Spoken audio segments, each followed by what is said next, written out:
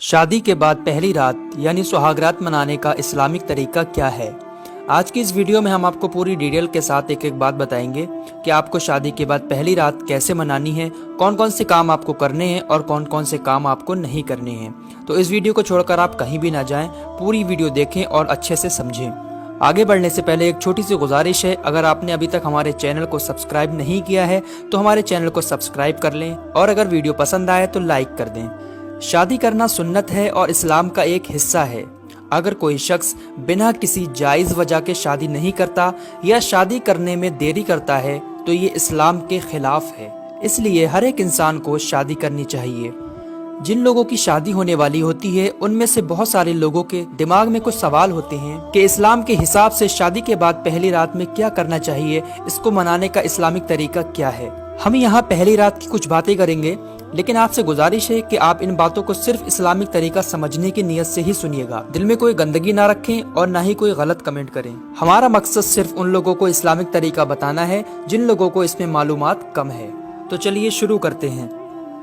शादी के बाद जब लड़का रूम में जाए तो सबसे पहले अपनी बीवी को सलाम करे, उसके बाद खैरियत मालूम करे और दुल्हन से थोड़ी सी बात करने के बाद उसके माथे के थोड़े से बाल अपने सीधे हाथ में पकड़कर ये दुआ पढ़े। यहाँ पर रोककर मैं आपको अपने नबी का एक फरमान सुना दूं। हुजूर सल्लल्लाहु ताला अलैहि वसल्लम ने फरमाया, जब कोई शख्स निकाह करे और पहली रात में अपनी बीवी के पास जाए तो नरमी के साथ अपनी दुल्हन की पेशानी के थोड़े से बाल अपने सीधे हाथ में पकड़कर ये दुआ पढ़े। स्क्रीन पर आपको जो दुआ दिख रही है यही दुआ पढ़ना है आपको। इस दुआ का मतलब ये है कि ऐ अल्लाह, मैं तुझे इसकी यानी अपनी बीवी की भलाई और खैरो बरकत मांगता हूँ और उसकी बुरी आदतों की भलाई और तेरी पनाह चाहता हूँ, इसकी बुराई और फितरी आदतों से।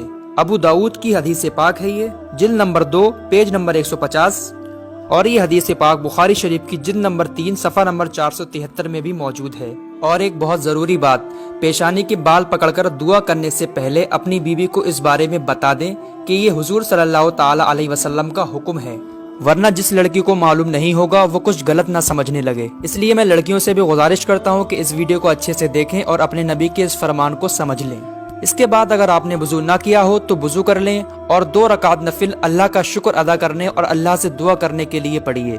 आपको जमात बनाकर नमाज पढ़नी है, यानी लड़का आगे इमाम बनकर खड़ा हो और लड़की उसके पीछे खड़ी हो और दोनों साथ में नमाज पढ़ें। आपको नमाज की नियत इस तरीके से करनी है। नियत की मैंने 2 रकात नमाज नफिल शुक्राने की वास्ते अल्लाह ताला के, मुँह मेरा काबे शरीफ की तरफ, अल्लाहु अकबर। फिर हमेशा जैसे नमाज पढ़ते हो वैसे ही नमाज पढ़ें। फिर नमाज के बाद शादी साथ खैरियत से होने के लिए अल्लाह का शुक्र अदा कीजिए और ये दुआ कीजिए कि अल्लाह इस शादी को कामयाब बनाए, आगे भी हंसी खुशी रखे, बच्चे नेक दे।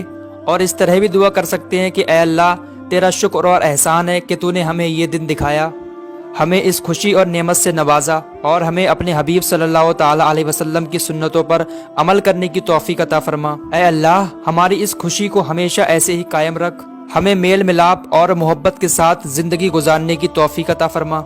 या रब्बे कदीर, हमें नेक और फरमा बरदार औलाद अता फरमा। और भी आप अपने हिसाब से जो भी दुआ करना चाहते हैं कर सकते हैं। दुआ करने से पहले भी दुरूद पाक पढ़ लें और दुआ के बाद भी दुरूद पाक जरूर पढ़ लें। अब नमाज के बाद किसी भी काम में जल्दबाजी ना करें, बल्कि लड़की से थोड़ी इस तरह से बात करें कि लड़की की थोड़ी शर्म दूर हो जाए। थोड़ा अपने बारे में बात करें, थोड़ा उसकी सुने। जब लड़की की थोड़ी शर्म दूर हो जाए और आप साथ में सोने का इरादा कर लें तो उससे पहले ये दुआ ज़रूर पढ़ लें, यानी हम बिस्तरी करने से पहले आपको ये दुआ ज़रूर पढ़नी है। इस दुआ का तर्जुमा ये है, अल्लाह के नाम से, ऐ अल्लाह, दूर कर हमसे शैतान और मरदूत को, और दूर कर शैतान और मरदूत को उस औलाद से जो तू हमें अता करेगा। जो शख्स इस दुआ को सोहबत के वक्त पढ़ेगा तो अल्लाह अगर उस पढ़ने वाले को औलाद अता फरमाए तो उस औलाद को शैतान कभी भी नुकसान नहीं पहुंचाएगा। ये भी बुखारी शरीफ की हदीस पाक है, जिल्द नंबर 3 सफ़ा नंबर 85 85। और एक ज़रूरी बात, जो पेशानी के बाल पकड़कर आपको दुआ पढ़नी है, जो मैंने पहले दुआ बताई थी, वो दुआ सिर्फ आपको पहली ही रात में पढ़नी है। और जो अभी दुआ बताई है मैंने लास्ट में, इस दुआ को आपको जब भी अपनी बीवी के साथ सोने का इरादा करें, हम बिस्तरी करने का इरादा करें, तो इस दुआ को उससे पहले पढ़ लें। इस दुआ को पढ़ने के बाद अगर सोहबत करेंगे तो इंशाअल्लाह आपकी औलाद बहुत नेक पैदा होगी और शैतान उस पर कोई भी असर नहीं करेगा। शैतानी हवाओं से, बुरी बलाओं से महफूज रहेगा इंशाअल्लाह ताला।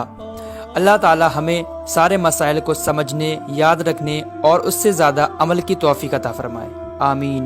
बराए करम इस पैगाम को दूसरों को भी शेयर कीजिए। अल्लाह रब्बुल इज़्ज़त आपको इसका अजर अजीम ज़रूर देगा।